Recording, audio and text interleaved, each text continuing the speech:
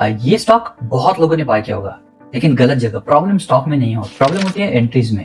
लेकिन wait, stock के entries पे जाने से पहले सबसे इंपॉर्टेंट दो सवाल जो आपको हमेशा पूछने जरूरी है। पहला कि मार्केट एनवायरनमेंट क्या कर रहा है, और दूसरा सेक्टर और उसकी इंडस्ट्री की स्ट्रेंथ क्या है। ये जायसवाल नेको का चार्ट है। यहाँ पे जिस दिन बहुत सारे लोगों ने ब्रेकआउट पे बाय किया होगा, ये वाला ब्रेकआउट पे बाय किया होगा, ये डेट है 24 अक्टूबर।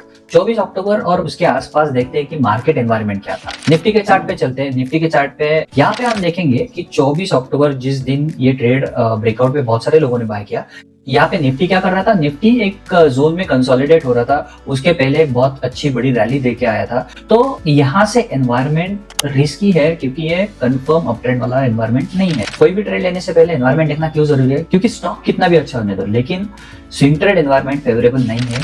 अच्छे से अच्छा डिमांड जोन भी फेल हो सकता है। क्या हुआ, यहाँ से स्टॉक ऊपर गया, रिट्रेस डाउन हुआ। ये रिट्रेस डाउन क्यों हुआ मालूम, स्टॉक खराब था इसकी वजह से नहीं। निफ्टी में देखो क्या हुआ, यहाँ से देखो निफ्टी फॉल हुआ।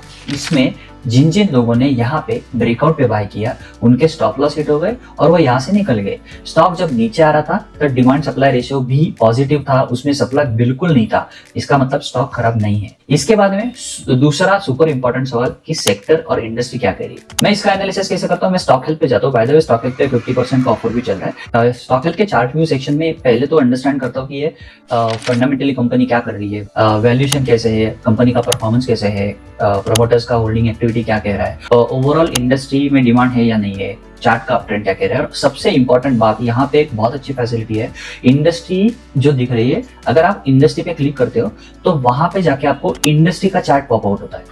क्या फायदा है इसका, कि जैसे हम बाकी नॉर्मल रेगुलर चार्ट्स को अंडरस्टैंड करते हैं, वैसे अगर चार्ट आपको सामने दिखा तो ये बहुत बहुत इंप्रूव करेगा आपके इंडस्ट्री एनालिसिस को। यहाँ पे सारे इंडस्ट्रीज लिस्टेड है और उसके आरआरजी स्टेटस के साथ, जो आपको हेल्प करेगी कौन सी इंडस्ट्री इंप्रूविंग और कौन सी इंडस्ट्री लैगिंग है। इंडस्ट्री 20-50 EMA के ऊपर ट्रेड करी है, इंडस्ट्री में डिमांड डेवलप हो रहा है और इंडस्ट्री आउट परफॉर्म कर रही है निफ्टी बेंचमार्क को। इतना डेटा काफी है जब आप कोई स्टॉक स्विंग ट्रेड के लिए देखते हो और उसका इंडस्ट्री एनालिसिस करते हो। मैंने एंट्री ली थी 19 दिसंबर को। यहाँ पे नीचे अगर देखोगे तो काफी अच्छा डिमांड बना हुआ है। 6 महीने, 3 महीने और 1 महीने के बेसिस पे डिमांड सप्लाई रेशियो भी पॉजिटिव है। हमें यही तो चाहिए कि डिमांड ज्यादा हो, सप्लाई कम हो। जब स्टॉक रिट्रेस किया, जब स्टॉक नीचे आया था, तब उसमें बिल्कुल सप्लाई नहीं था। मैंने यहाँ पे देखा कि ये स्टॉक यहाँ पे डिमांड जोन में आया, डिमांड जोन में आके ये रिट्रेस कर रहा है। मेरे को कंफर्मेशन चाहिए था, ये यहाँ पे ऊपर गया एंड आई वॉज वेटिंग कि ये यहाँ पे रिट्रेस हुआ। मेरी एंट्री यहाँ पे बनी क्योंकि मैंने अलर्ट लगाया था कि जैसे ही ये यहाँ से ऊपर जाएगा तो मैं वहां पे एंट्री कर लूंगा। मैंने यहाँ पे एंट्री कर ली। अब हम 19 दिसंबर को जाके देखते कि निफ्टी एनवायरनमेंट क्या था। क्यों जरूरी है, क्योंकि स्टॉक अच्छा है, इंडस्ट्री अच्छी है, सेक्टर अच्छा चल रहा है, लेकिन निफ्टी एनवायरनमेंट फेवरेबल नहीं था जब ब्रेकआउट हुआ था। अब जब मैं एंट्री कर रहा हूँ तब निफ्टी एनवायरनमेंट क्या कह रहा है। मैं 19 दिसंबर की बात कर रहा था कि हमें क्या चाहिए जब हम ट्रेड कर रहे हैं, तो निफ्टी का एनवायरनमेंट स्विंग ट्रेड के लिए फेवरेबल हो। यहाँ पे आप देख रहे हो कि निफ्टी कंसोलिडेट करके ऊपर जाने की कोशिश कर रहा है। यहाँ पे कंफर्मेशन था।